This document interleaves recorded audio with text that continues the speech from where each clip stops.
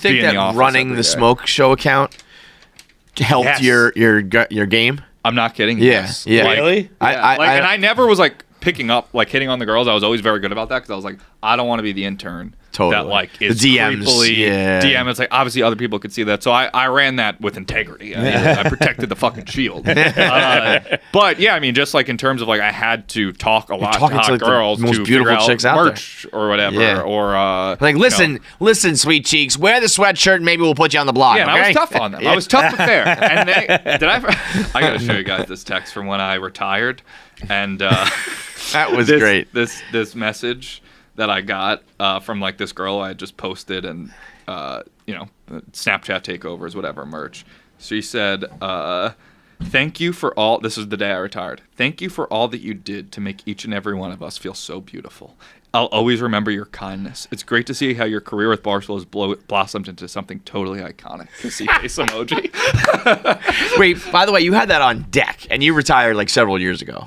Someone just brought this up recently, Oh, okay. so I I was knew gonna the say, name you have to to, type like, in. Well, it's a text. so bookmarked on your... I don't text with that girl much. It wasn't hard to scroll. Oh, got it. So that was a text. That wasn't even like the DM of the account. No, it was a text to me.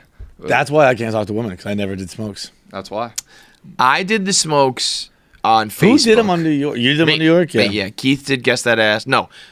Yes, Keith did Guess That Ass. I did the smoke shows. That was the deal. I was like, at that point I was single. I was like, I'll take care of this. You can do the internet girls. I'm going to do the real life girls. You do Sarah Underwood. Oh, man. Sarah Underwood she's a full-blown OnlyFans girl now. Is she? Yeah. Well, not full-blown. She's like probably like, I don't think she shows holes. She showed nip No though. hole. If you're not I think showing so. hole, dude. I think nip. Yeah, if you're not showing holes, it's like you ain't OnlyFans. That's gonna be break. Did you ever fuck a smoke? Definitely not while I was running the account. Afterwards, yes. That's a yes. Yeah, that's a But yes. not like it wasn't like I'll post. But like No. I'm not saying like I have had sexual relations with a woman who's been on that account. Got it. But it was not like That was a reverse Clinton. I have had sexual As a matter of relations. fact, I have. The reverse Clinton. Where's my camera? I have had sexual relations with that woman. But again, after I was retired, so it was all okay. I think I like people knowing things like that because it's like sometimes it's like Jonah Hill is always the fat guy even though he becomes like skinny and like a cool fucking fashion icon. Sometimes whatever you get labeled with in the beginning. And like there are probably people out there who would call you a dork or like a nerd or something. And virgin. It's like, yeah, and it's like brother. well, Think I'm a virgin? He's Ask your right. dad, bro. there was a time, like a weekend or I think we all came back on like a Monday or something. And there was a story about like I went out with Tommy and he was like surrounded by girls and I was like, what the fuck is going on here? I was like, we've created a monster. The dumb kid and the dork. Autist. Yeah. What is this? The Autist, is that what you said? Yeah. Redo a movie like that. The artist that won the fucking The pianist, the autist. yeah, it's like it's an Oscar-nominated film. It follows Tommy around in black and white. This has been The Autist. I remember the KFC Radio Couch by Couch West in Boston. That was Couchella. Couch by Couch West was Boston. It's Couch by Couch West.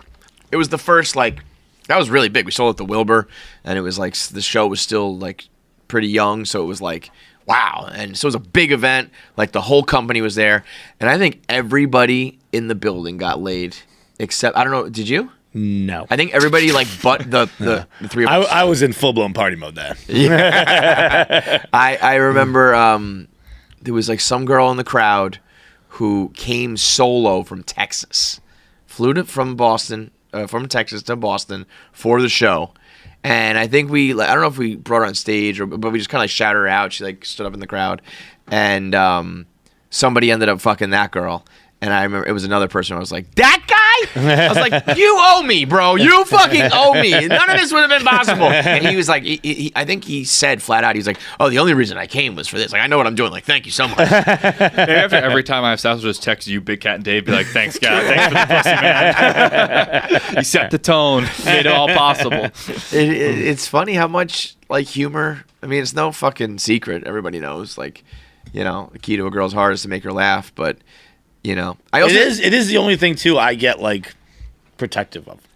That you got, that, like, a girl like that you got to be actually funny. You're saying, No, like or like you're happy that it does that it works that way. I think there's a Modern Family episode where Greg Kinnear is like hitting on Claire Dunphy a lot, and like very overt hitting on. Yeah. Where like he's like coming over when Phil's not at the house to come do like yard work, and he's like doing the handyman work, and he's like got his shirt off, or like he's like, got his button down off, and he's kissing her on the lips, and Phil's like, he's like, you're crazy, like you're looking into this too much, like he's just a nice guy, and then Greg Kinnear makes her laugh, and he's like, "You can fuck my wife, but I make my wife laugh." That's my territory. I remember when I had a friend who like had been a friend forever, and I'm like close with like we're very close, like high school stuff, like I'm close with her parents, all that shit.